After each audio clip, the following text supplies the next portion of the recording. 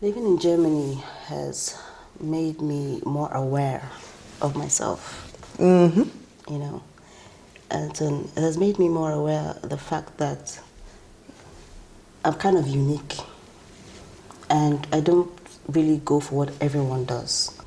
Until I started speaking German, I couldn't really think like A German. like a German. But when you start learning a language, you would understand some little things that are said, the way it's been said, and the intentions behind.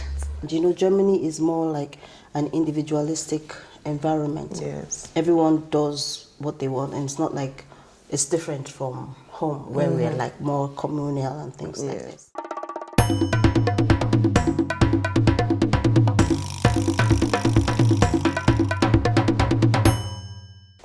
Hi Shati Lines, welcome back to the Phoebe Way. Today we have a different edition of the Phoebe Way. This is Phoebe Way one-on-one.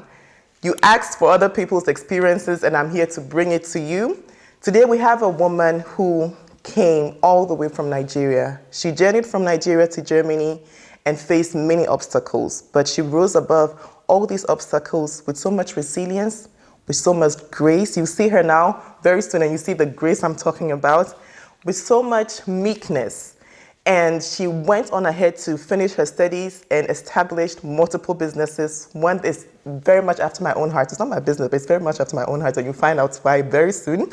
So without further ado, let's welcome our special guest and our first guest on the Phoebe Way one-on-one. She gave it the name, actually, the Phoebe Way one-on-one. Our first guest, Miss Chinelo. Chinelo, you are most welcome. Thank you, Phoebe. This is lovely. Thank you. You're doing great. Thank you for coming all the way from Dortmund to Stuttgart for me. I'm honored, really, because I was just thinking if we don't do this year's gone. It's true. We're very busy. Yeah, we're all busy in Germany is kind of choked up, so you have to create time. Yes. And yes. I'm glad we're doing this, and Same. it's really an interesting initiative, so kudos to you. Thank you. Thank you. Oh, before we start, I nearly forgot. Shati line, we have our first Shati line in flesh and blood, so I'm going to give her something. I nearly forgot. Okay. Really? So this is a little thank you for you. Thank you. Wow. And we want to thank the person who did this beautiful sign for us, Joy Designs, and she also helped me put together the gifts for the Shati Lines. You want to show the Shati Lines what you got? Sure. Please. Wow. So this is tea, black tea, one of my favorites. Okay. And oh, nice. Woohoo! This is lovely. Yes. Need to unbox this for everyone to see. Check this out. Shati line teacup. It's beautiful. And yes. it has the Phoebe Way. Yes. This is going to be my favorite cup. Yay! So next time when you're watching this interview, you make your cup of tea and you enjoy watching it, okay? Especially this cold winter. Thank you so much. You're welcome. Thank you for coming. I really, really appreciate it. So let's start from Nigeria. Okay? Okay. I want to know, tell us about the young Chinelo. What was life like growing up in Nigeria? So the young Chinelo was kind of quiet, I would say, for those who know a bit about me. Growing up in Nigeria was calm and a bit of curiosity and that ability to know that I have the capability to do things. Like impossibility was never in my dictionary. So people were always like, why do you want to do some certain things? I'm like, yeah, because I know I can do it. Great. And I just push through and do most of the things. So growing up in Nigeria, I was surrounded by family and people who valued relationship, who valued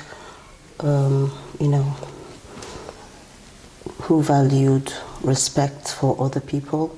It wasn't easy growing up in Nigeria. Of course, there are challenges everywhere, but growing up in Nigeria was fun. Most of the things I know today is from my upbringing, and I'm grateful to my parents. I'm grateful to my friends and my colleagues, those who I worked with. In Nigeria? Yeah. Wow.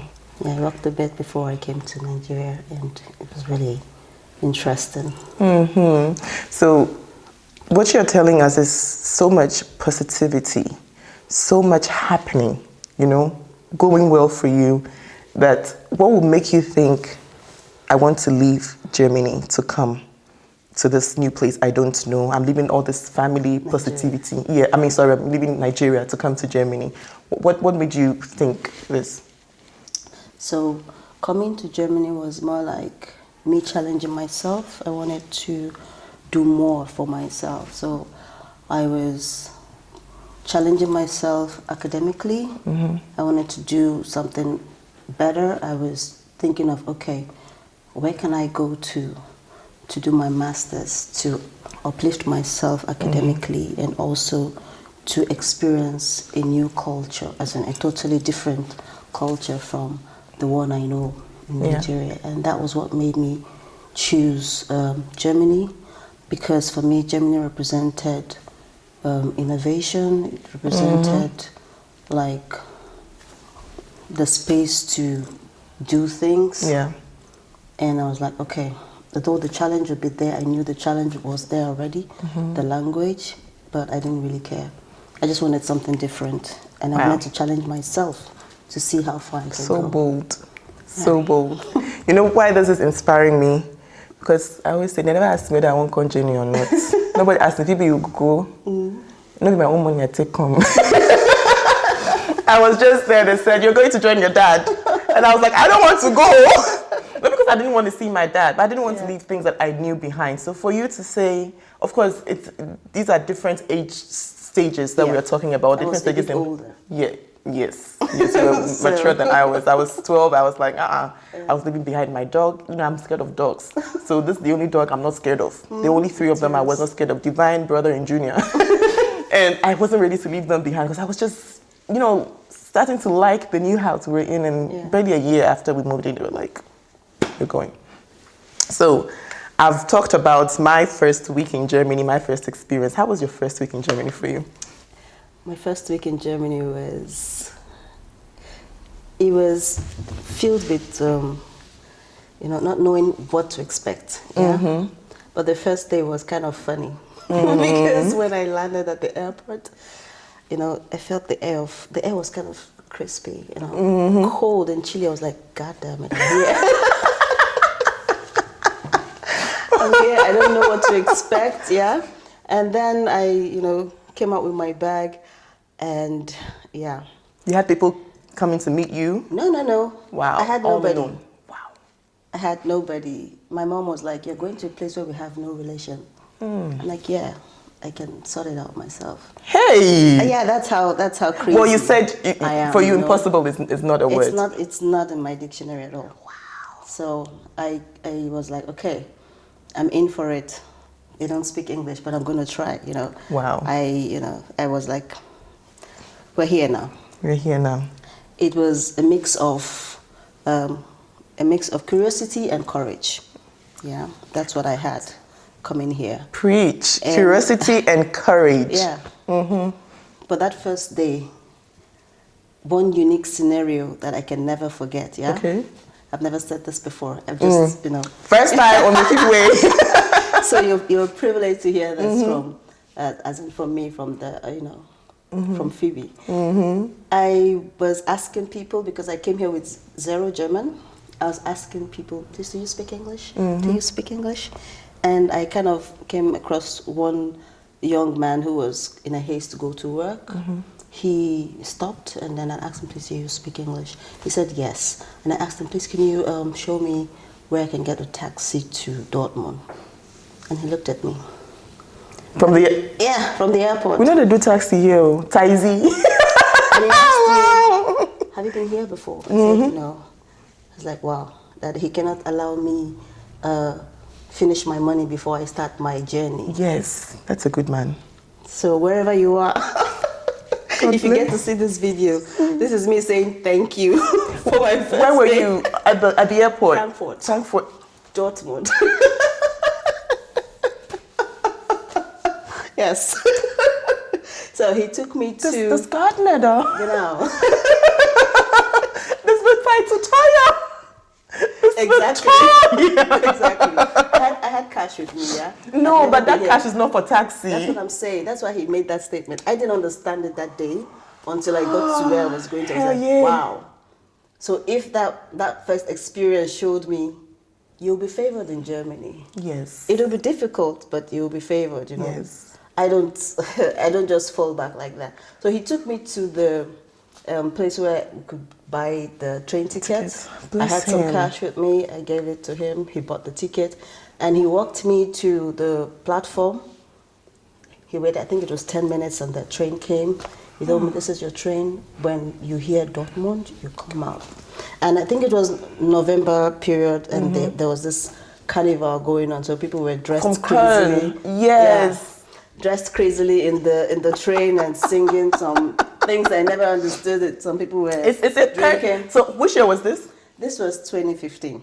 This is exactly 10 years now. Exactly. Check. Because, you know, Carnival started 11/11. Yeah. So and it was that same day I came to Germany. I came 14th November. I came 11. Wow. On the day of the carnival, so it was crazy. 11/11/15. Yeah. Wow. We have to have another. We had a special dinner yesterday. We have to have another special dinner today before you go. So yes, he was like, "This is your train going," and I took the train. People were just, you know, some people were drunk, some people were loud. You saw Germany from the best side. I was just enjoying the whole thing. I didn't know what they were doing, but I was like, okay. Got to Dortmund. I came down. I'd already booked my my hotel. My brother-in-law, sister's husband, already booked for me and everything. Great. But I had nobody in Germany, so I was just alone. I dropped my bag, checked into the hotel, dropped my bag, and went straight to the school, international office, because I had to report there, and showed myself, did the necessary registration I could do on that day, and then came back home, took a bit of walk around the scenario, the area to know where I was. Yes, and to familiarize yourself. Did you hear that? I told you guys in previous videos, know your surroundings before you arrive, and when you arrive, walk around. Yeah, so I did that, and it was cool. That day I can never forget. It's a very interesting scenario. So thank you again. If you ever get to see this video. Wow, this is nice. This is really nice. But since then onward, it's been good. Some difficult times, yes, here and there, but 10 years. 10 years. You know, one name I call her, and we've proved this name to be true, Aguanyi. Like, she's such a lioness. And the more time you spend, that's why I say she's meek. Meek is power under control. And you've really embodied this. And well done. Thank you. So, you've been here 10 years, you have established that. How has living in Germany shaped your sense of identity? Living in Germany has made me more aware of myself. You know, and it has made me more aware of the fact that I'm kind of unique, and I don't really go for what everyone does. You can do you, I'll do me. You might not like it, it's me, a girl. Yeah, I don't care what you think. I'll do me. We don't owe anyone an explanation. No. As in, when you get older, you don't care about what anybody says. They're free to make their comments, say whatever they like, but being here in Germany has made me realize that I owe myself, I have to be accountable for my actions, for whatever I do. So that has made me more in tune to understand, okay, and you know, Germany is more like an individualistic environment. Yes. Everyone does what they want, and it's not like, it's different from home where we're like more communal and things like this. So it made me more in tune with myself, to know who I am, to live by my words, to, you know, do things that work for me. And I'm grateful for that experience. Beautiful. Do you also think that because you've been in Germany for this long and you've been in Nigeria actually for a much greater part of your life, do you sometimes believe or feel like you're in between cultures, that you don't know where you belong to? Or you don't even care, you're just doing Chinelo? No, I do know that if I have to go back to Nigeria, I may have a bit of feeling that I do not belong anymore because of the time I've spent outside of Nigeria. But I believe I'm currently in a state where I'm like in the middle, where I see both worlds clearly, and I can translate the nuances that are there. I can connect. You know, I can definitely speak for some certain areas in Germany because I've lived here, and I can also speak for some areas in Nigeria because it's where I know growing up. So I have that connection between two worlds, I would say. Yeah. And yeah, that's how I feel about identity between these two worlds. Beautiful. I'm in between, so Yeah. not here, not there, but I can blend and connect it. And you know, her name already tells you which part of Nigeria she's from. And is there something about the Igbo culture that you wish more Germans or even outsiders understood? Is there one part that you feel like this part of Igbo culture, maybe Germans should know about this, it would help them? Is there any part of the German culture, because now you're in Dortmund, I would have said the Swabian culture, but the German culture that you've also seen here that you feel like, it will help Igbo land? On the one hand, I feel that the Germans, if they look at it and see it as something they could imbibe, this communal way of living that the Igbos have, the respect for people, the respect for group success, because there's this thing in the Igbo land where they call it, I've forgotten the name right now, but you kind of train someone else's child. You don't. One boy. Genau.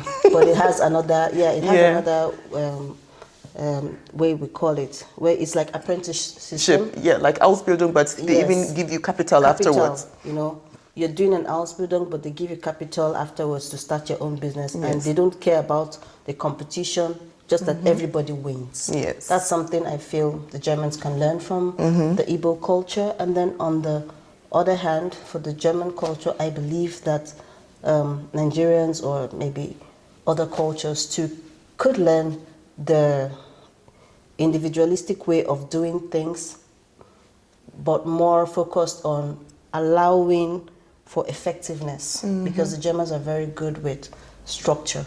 Yes. You know, the bureaucracy it can be annoying, but it's really good, you know. It keeps things. If it's well done, it serves its purpose. You know. And it has to be revised over and over. Exactly. Because times are changing. Times are changing, but they have this structural way of making things work effectively. And that's one thing that I feel. Efficiently, yes, it's true. Yeah. True. Okay, now this part is, I told you guys that one of her businesses is one after my own heart. And I'll tell you why. You know I love languages. You know, I'm someone that Germans will call a Sprachmittlerin because I'm an interpreter. And I grew up with several languages. I grew up with a version of Igbo. I grew up with Fanti, Chi, Ebe, English, and now I've added German. And I did ancient Latin in school. I speak a little bit of French, un poco español, sí. And yes, and I know you'll be proud of me. You have to train me. Maybe you have to train me on Spanish or even Igbo, so that I'll come and tell people how. Because she has a language school which is called Langafrique, right? Language Afrique. Yes, Language Afrique. And what role has language played in connecting you with people around you? So one thing people fail to understand is language is not just a tool. It's bigger than that. It's like a connecting structure. It's very big. Language embodies culture. Because until I started speaking German, I couldn't really think like a German. But when you start learning a language, you would understand some little things that are said, the way it's been said, and the intentions behind it. So it's not just a tool for communication. And when I understood that, I came to understand why it's really important to take language seriously. Of course, we can study any other thing we want to study, but if you can speak the language of the place where you are, you will be embraced. You would mingle. You will be able to go into places. It opens doors. Yeah. It can also shut doors. Yes, that's true. So it depends on if you understand the environment, the niche where you are, the company culture and things like this. So language plays a very big role, bigger than just communication too. And what actually made me start Language a Freak was I was on the train one day, or before that, I always meet people, young adults, children, even parents who have difficulties connecting with their identities. Yeah. And most of them, it's not like they intentionally don't want to learn, but they didn't have that opportunity, I would say. And for some kids, identity is also an issue. Yes. They're kind of confused in their head, and I won't blame them because they need that exposure. And this is why I always encourage traveling. Travel if you get the opportunity to. It could be expensive, but you need to leave the village. You need to go see the world. Yes. There's so many things. Also within Germany. Even within Germany. Yes. But I always encourage even outside Germany. Yes. Because some people have visited so many areas in Germany that they think it's only Germany that exists in the world. Really, I've met people who are afraid of meeting other people because of the media. So you need to sometimes shut the media away and take yourself away from some areas. Yes. Just go see for yourself. Because most of the things on the media are like scripted, concepts of other people's perspective. Yeah. But coming back to language, it's more like it opens various opportunities for you. And for me, when I saw this gap that existed linked to identity issues, linked to communication about how to speak their mother tongue, or even the language of the areas where they are, like the German language. But then coming back to what I was saying when I was on the train, I met a young gentleman in the train, and he asked me, "What language do you speak in Africa?" What language? Singular. And then I smiled. He said it was a singular. Okay. I smiled, and then I asked him, "What language do you speak in Europe?" Hey, now. It's a buzz buzz. I like that. Now. So, he understood, that's communication. It gave both of us that curiosity was growing, and I could see that he understood what he asked me. Yes. Yeah, and then he was like, "Oh, that's not what I mean." I'm like, "Exactly." Yes. And from that I saw, so it was more like Language of Freak came out about from curiosity, and then the gaps I saw from adults, from children, identity crisis and things like this. These were the things that,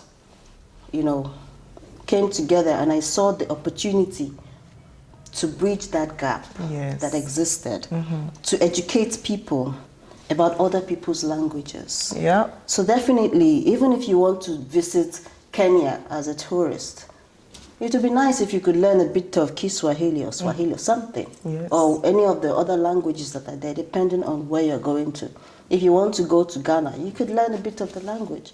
Nothing stops you from doing that. But, making it look like, what language do you speak in Africa? Africa is not a country. What language do you speak? To be a country, it wouldn't be one language. It's not monolithic, as in it's not just one thing. Yes. Yeah, but I needed to make him also understand what he was asking. That you did well with that. You did So really language well. is more than just a communication tool. It's wider. Thank you for that. I know you guys now are curious about her business, how she runs it and everything. This is going to be part 2 of the interview. So, Shati Lines, if you're not yet a Shati Line by subscribing, please subscribe to the Phoebe Way because part 2 is coming next week. We're going to delve into the business and entrepreneurial part of Chinelo in the second segment or the second part of the second interview. That's how we're going to do it. But in the meantime, if you want to know about Language Afrique, the link is right here. It's also in the description box below. Click on it, familiarize yourself with her business, and if you are interested in learning any of the African languages that she has mentioned, there's Kiswahili, there's Igbo, there's Yoruba. I've been on the website, so I know. So there's Kiswahili, there's Yoruba, there's Igbo, there's Chi, there's also Ebe, right? We cover all languages, including African languages and European languages. European Because language. we teach German, French, Spanish, and all of it. Yes. So whatever language that you're interested in, they'll teach you. And one thing I like about her German course is that they have the time to teach you everything, and then they will help you register for the exam, for the A1, A2, B1, B2, C1, C2 exam. So, Shati Lines, you know Phoebe will not give you wrong information. It's tried and tested. We talked about it. She has explained things to me, and it is all legit. So go and have that done. And also, she doesn't only do that. So you also have services for children, especially children of African foreigners here, for Nachhilfe as an extra classes as well, right? yeah, but not only African. So we are Okay. open to other cultures, but we kind of focus on African families because we see the issues that are coming up within the family struggles and all. So, yes, we do not kill for programs too. Yes. That also leads me to my next question. You being here now in Germany, have you seen being in Germany as part of your purpose? Or what does living in purpose mean to you? Because this one that you have concentrated on children with family struggles or children with educational struggles or learning struggles, it's not a small thing. My mom was an educator and she'd always say, being a teacher is a sacrifice, it's a sacrificial job. I always heard my mom saying that. So that's why I'm asking you. It's just brought me this question. Is it like, what does living in purpose mean to you? Living in purpose to me is about being. It's not just doing things. It's more or less like being.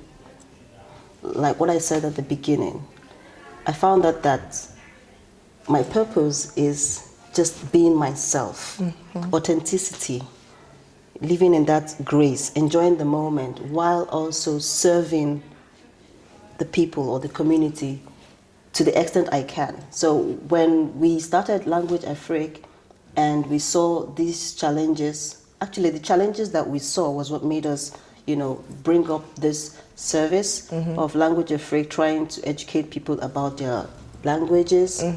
And also, we also saw that it wasn't just about the languages. It was more about confidence. That missing piece was confidence. So when we included the Nachhilfe program, the tutoring, we could see that a lot of children are being bullied. So somehow, when we started the Language Afrique, I kind of reasoned why I was brought to Germany. Wow. To help in this, to fill this gap, this void. It doesn't exist. So more or less, we are creating the fill-up to cover these lapses that exist. Yeah. And a lot of parents are focusing on just money. And there's a lot of bills to pay, definitely. But when you neglect the children, how do you move? Yeah. Yeah. So for me, purpose is more about being, living my life to the fullest, living in grace, and serving the community as much as I can. Bless you. Bless you. And I have 2 more questions. Okay, 2.5. You've been far away from home past decade. How do you navigate this big task that you have carried upon yourself? And still know that you are far away from home? How do you do? Because your man no dey here. Yes. Yes. Your sisters are not here. My mother trained me well, so Wow. thank you, mommy. Wow. Yeah, she did. And my father did also his best, because they were together forever until my father passed on. He rests in Bless him. peace. Yeah. So definitely from the resilience and the strong will bond we had as a family, seeing my parents grow, how they navigated life, it taught me a lot of things. And most of the business ideas that I have, I would say I learned from my parents. Sometimes, like, you learn from the things they did that you don't want to do. You know? Yes, you know, from watching your parents, you know what you don't want. You definitely know, oh, Yes, no, this one. I get that. No, not for me. Yes. Yeah? So, more or less, even though my parents are far away, they already trained me. You know, they say train a child the way you should go. And yeah, if I have any issues or problems, I just call and then ask a few questions. I also have some mentors I could reach out to ask a few questions, because life is more about, you know, looking up to people who have gone before you and asking questions, people who are in that same field or around, to also know where you can do better. Yes. So I'd say I'm more of a student of life. Yeah. I learn every day. I'm learning from Phoebe also. She's really doing great. And Thank you. yeah, I believe though they're far away, I can still navigate life. Yeah. You see how I introduced it? Did I lie? No, tell me, did I lie?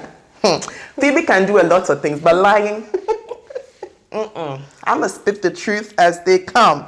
So you've actually answered my other question as well. Okay. So the last question, or last bit, is there are so many young women watching us, especially those who are now coming from West Africa to Germany, and also those who are new in Germany. A lot of the Shati lines are newbies in Germany. Okay. So what would you tell them about life in Germany and staying true to who they are as you have done? But what advice would you give them? As a young person coming into Germany, or even traveling to any part of the world that you're not familiar with, take your culture with you. Not as a luggage, but as a light. You cannot live life trying to please other people. There will be challenges in life. You will meet obstacles, but just stay true to yourself. Stay true to your culture. Understand who you are. Everyone has a purpose. Yeah. Try to find your purpose. If you're people pleasing, you'll miss it. It's like pretending for the rest of your life. True. And you will be unhappy. I Yeah. can bet, you know. So take your culture with you. Be open-minded to learn. Yeah. Learn from what you see, learn from your experiences, learn from other people's experiences. Don't wait until you get into that stage before you change something. Yeah. Be open-minded. Be Change what is not open-minded. working. Yes. You know, if it's not working, change. You're not a tree. Change. You can move. You can move. You can, you know, that's why you're human. You have the mind to change. You know, so many things will come your way. But take your culture with you. Yeah. And love yourself. Yes. Big on that self-love. Yeah. I love that. Love yourself. Oh. Loving yourself means when you wake up in the morning, you wash your face, you put on your sunscreen, some lip gloss, wear your best outfit, so that when you're going out, you know that you're that babe. Yeah. It's Look as simple good. as- Yes. For yourself first. Exactly. Any other And one it's that fun. comes is Jara. Extra. All right, Shanti Lang, thank you so much for sticking with us till this part. As I said, the next interview is about entrepreneurial side of Chinelo and how she has made life in Germany, building businesses, how she translated from masters to the business. And thank you so much for staying with us. Hope you comment which parts was your favorite part. What do you want me to ask the next guest? Which guest? Oh, if you want to be a guest, give me a shout out. My email is also in the description box. Send me an email and we'll figure something out, okay?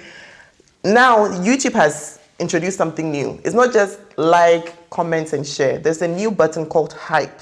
Hype it. It's like retweeting on Twitter or X, you know, hype it so other people can see it, other Shati lines or potential Shati lines can see it, your friends who are also living in Germany can see this video.